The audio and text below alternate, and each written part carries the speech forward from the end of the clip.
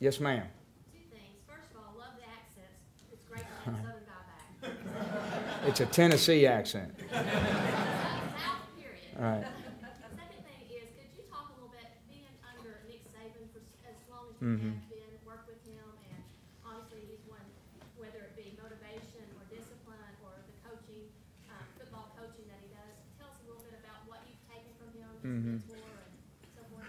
Well, I really enjoyed. I was with Nick for 7 years, and I don't apologize to say that I think the world of him. I have a lot of respect for him. He's been very helpful to me as I journeyed into the head coaching.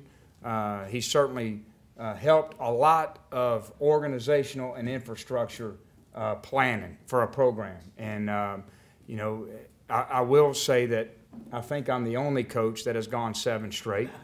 And I'm proud of that. I am.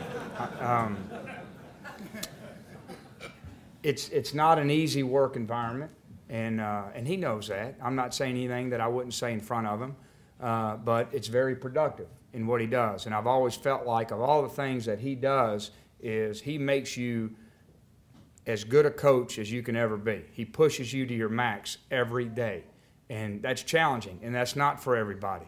But I loved it. I thrived in it, probably because for 18 years I lived with a man who had a very similar personality in a lot of ways. So if you went and swept the porch and you had a couple of specks in the corner that you missed, you were going to get confronted.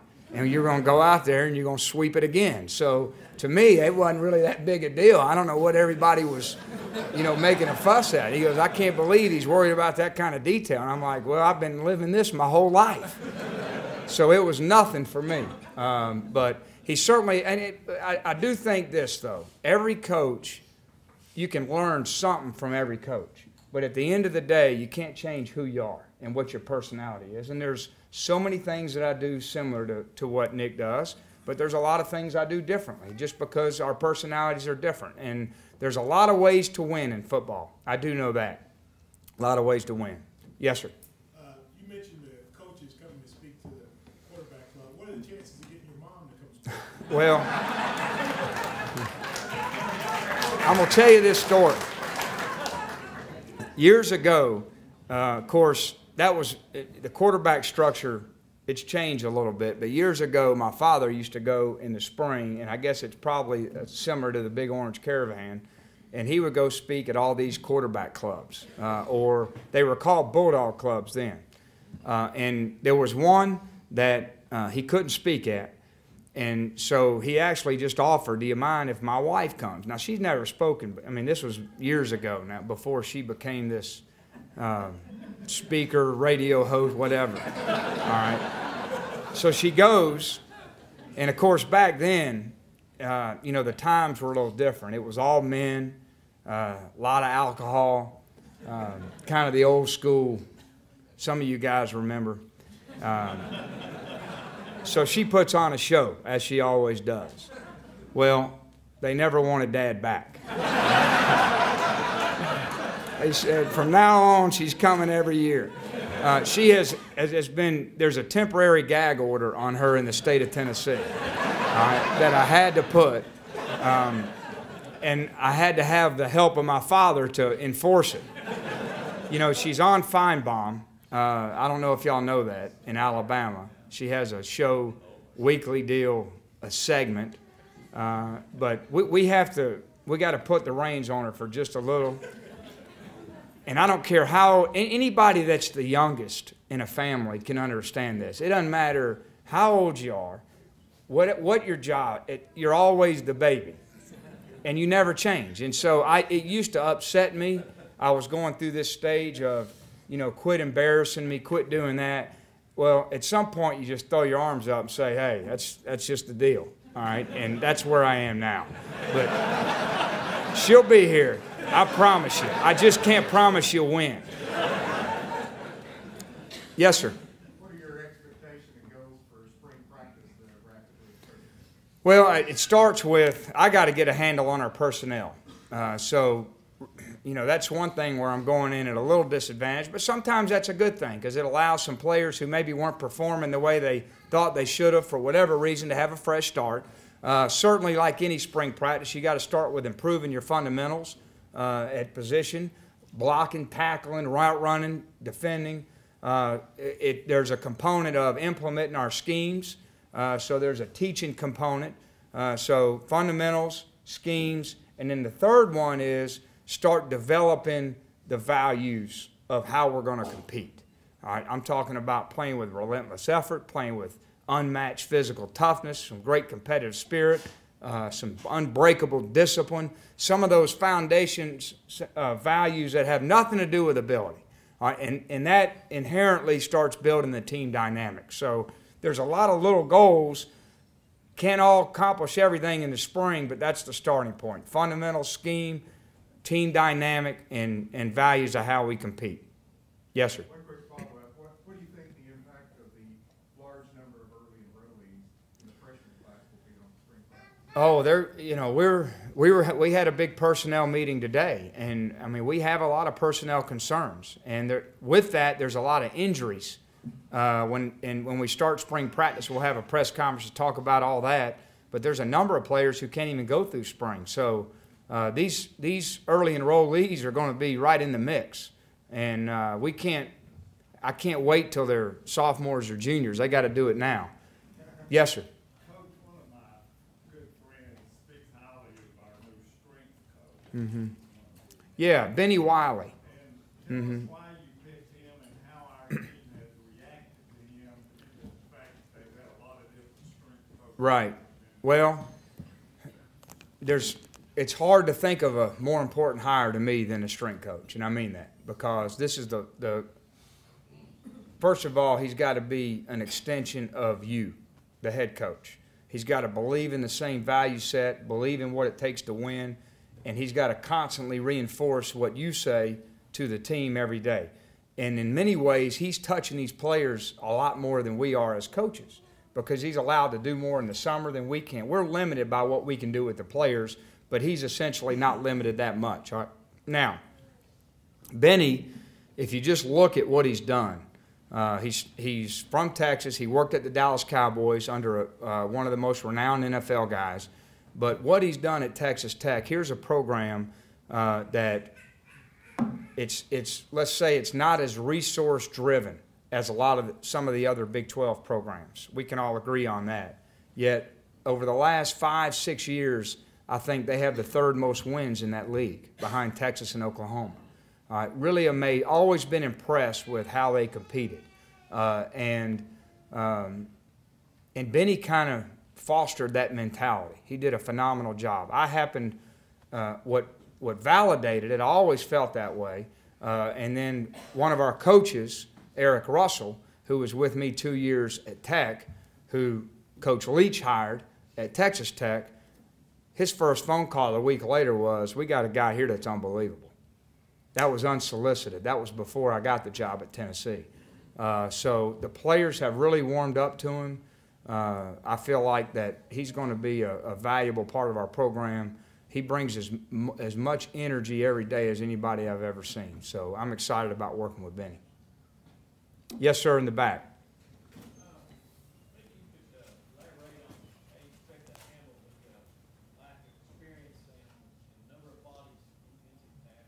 Yeah, big concern. I wish I could spit out a magic answer, but I can't. We're very thin at the interior. That's what you're talking about. We really only have about 3 or 4 guys. So we will certainly look and see who body type wise maybe can grow and develop into a player. We're still searching to see if there's another one out there. But some of these problems, guys, they're not going to be fixed in a month, and that's just how it is. There's a lot of good things that we have, but there's a lot of issues that are going to take some time to get resolved. And certainly, I hope that's not one of them, but sometimes guys blossom into something we don't think they are, and that's what we're going to have to, because we got what we got.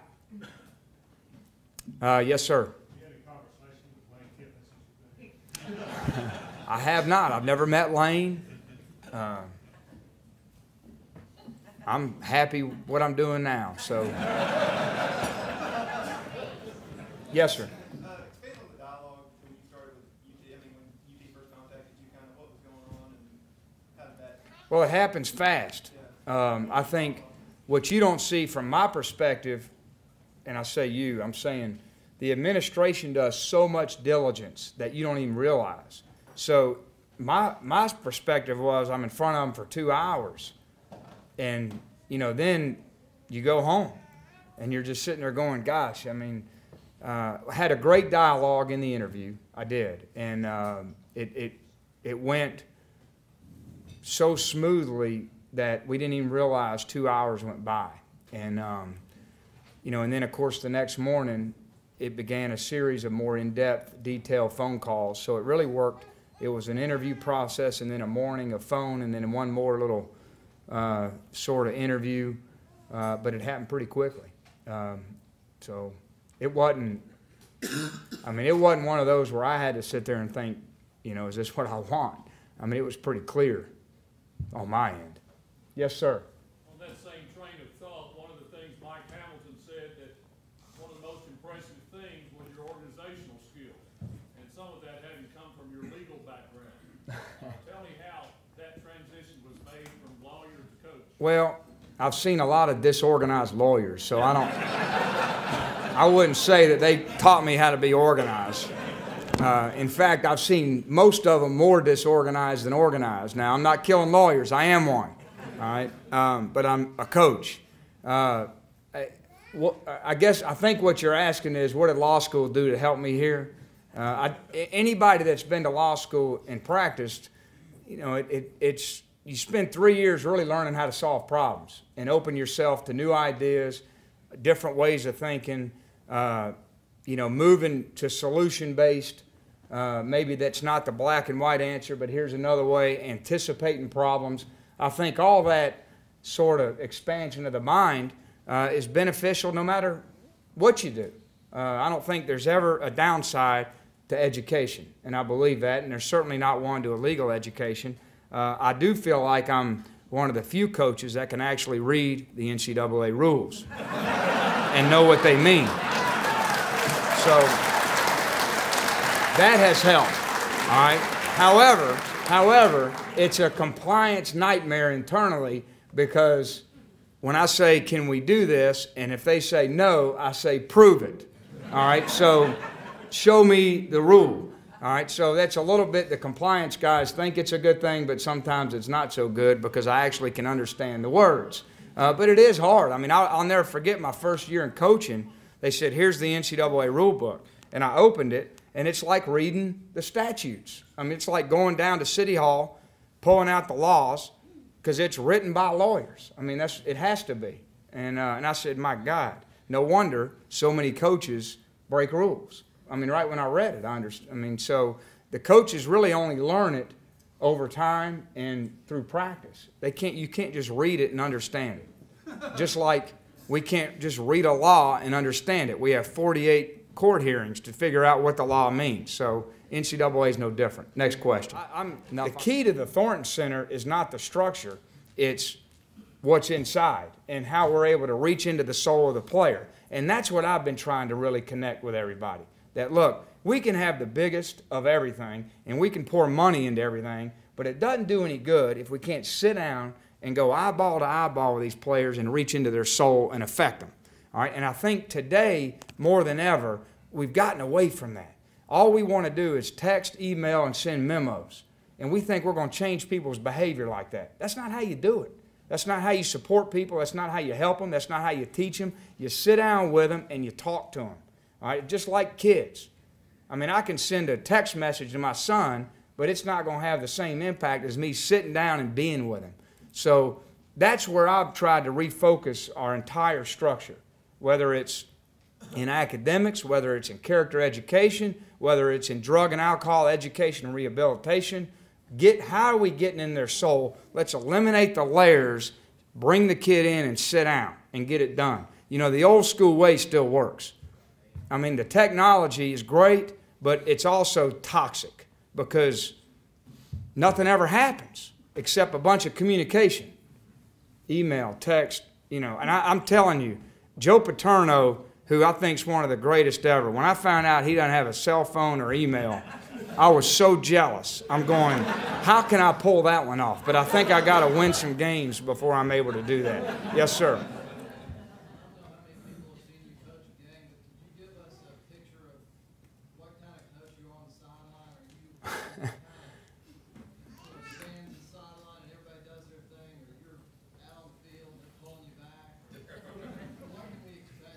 You could probably call the conference and get a better indicator of that. I've had my share of run-ins with the officials, but there's nothing in our program, and I'm not saying this is the right way, okay?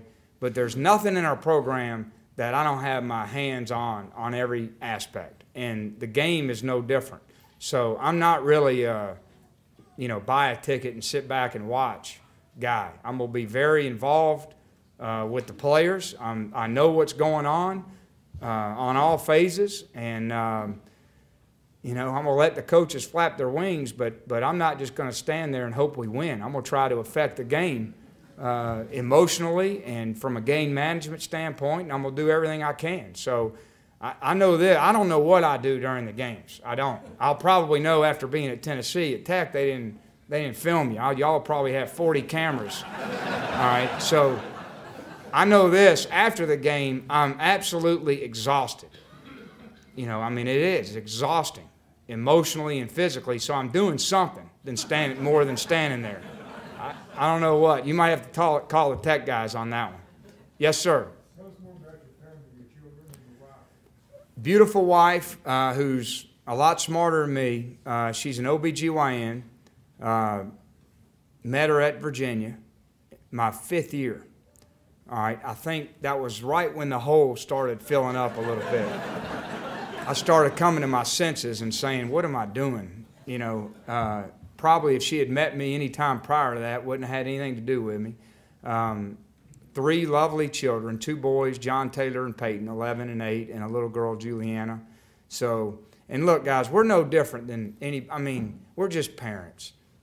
I mean, I'm a little nervous about where I'm going to buy a house, because when I go out in the backyard and I'm screaming at my little boy, I mean, I'm no different than anybody else, you know. And we're in those years of rearing where your life is really their life. And my family's important to me. So I hope y'all, you know, understand that. And I mean, I'm going to be at my children's things, and they're going to be with me. And I think that you can win a lot of football games and still have a family. I believe that, and I'm going to do that here. So, thank you. All right, one more question. Tell us a little bit about your assistant coaches. Okay. Well, I'll give you the brief. Y'all know Jim Chaney. He was here last year. I've had a lot of respect for Jim and what he did at Purdue. And Jim and I really were in the same system in the NFL. So it was a real easy decision right when I got here to say, Jim, stay. I think it's going to work out well. And I think, you know, Jim was in a tough dynamic last year because Lane's an offensive guy and Lane calls plays, and that's a hard thing for a coordinator. So it'll be a little different for him this year. It's his deal with me being in all the meetings and knowing what we're doing and giving input to him on the side. On our offensive line, we have Harry Heastand, who was at the Bears. What impressed me most about Harry is, you know, I get really weary of coaches who constantly move. You know, I want guys to come to Tennessee and put their heart into it and want to be here. Harry was with Ron Turner for like 15 years and just had an incredible background at Illinois and the Chicago Bears. Charlie Baggett I worked with at the Miami Dolphins for 2 years. It's amazing what he's accomplished and the number of wideouts he's developed. Probably what impressed me the most is what he did with Chris Chambers at the Dolphins. The only time Chris has ever been to the Pro Bowl. He's coached guys like Randy Moss, and he's just done a great job. He was a phenomenal recruiter. He worked for Nick at Michigan State. So I've known Charlie for a while. Eric Russell coaches our tight ends and special teams. We had as fine a special teams as you could have, and that's one of the reasons Mike Leach hired him away from me. He does a great job, and I'm very involved in special teams. On the defense, Justin Wilcox, who I played against for 3 years. And he's another one of those, some of these decisions like Benny and Justin, it wasn't like, okay, I got this job, who do I want to hire? I mean, it was like, man, one day that guy's good, you know, I want to get him. And he's one of those guys, very polished, young, bright, intelligent. We have, of course, Lance. Y'all know Lance, who's a great football coach and a phenomenal recruiter. And I worked with Lance at LSU for 2 years, so I have a history with him. And Terry Joseph, who was with me at Tech, he was at LSU when I got him. He's young, he's bright. He's got a brother who coaches in the NFL, and just really another one of these young, got a bright future in coaching. And then, of course, y'all all know Chuck Smith, who I knew Chuck in high school. I'll tell you one story about Chuck, and then I know we got to get out of here. It's lunch, right? So I'm a senior in high school. Big shot, you know, like we all are. And I played for a great program. We were 52-4 in 4 years. We were good. Had a lot of great players, and it wasn't because of me, but I thought it was because of me at the time. But I was tight end. I was 6 foot, 185-pound tight end, and didn't understand why my dad didn't offer me. Back to my mother, she's still bitter at him this day for not wanting me as a player. Now I look back going, I can't even believe I thought they should have. So we're playing, and you know, in practice, you have times where you go good on good, and then you have times where you do scout team. And, of course, the scout team, the pace is not as physical. You know, you got these young guys you throw around. There's this 9th grader named Chuck Smith. Okay, I'm a senior. I hated scout team. He was an outside backer, and I had to block him every day. And it was the most miserable experience. I couldn't wait till we went against the first team, because this guy was the most relentless, meanest, nastiest, and I'm saying this as a compliment. And I said, thank God I'm a senior. Now, I never showed him that. You know, I started off saying, hey, man, calm down, guy. I ain't calming down. I'm going to wear you out. And I'm like, this isn't what scout, it's supposed to be the other way around, you know. And I said, thank God I'm a senior. I said, but I know this, guys, that guy one day, you don't want to be around him now. And he proved it. I mean, he was a phenomenal football player, relentless, and he's really matured. He loves coaching. He's going to have a great impact on some of these young men.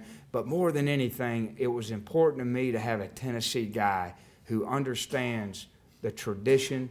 They understand what this program means to them. And this is one of the things that I've always been impressed with as an outsider. The Tennessee people, and the Tennessee football lettermen especially, have as unique a bond for this place as any place you ever go to. I don't know what it is, and I can't wait to find out, but they have it. And so I thought it was important that our players respect and understand the history and the past and what this place means to them for the rest of their life. So thank you guys for having me.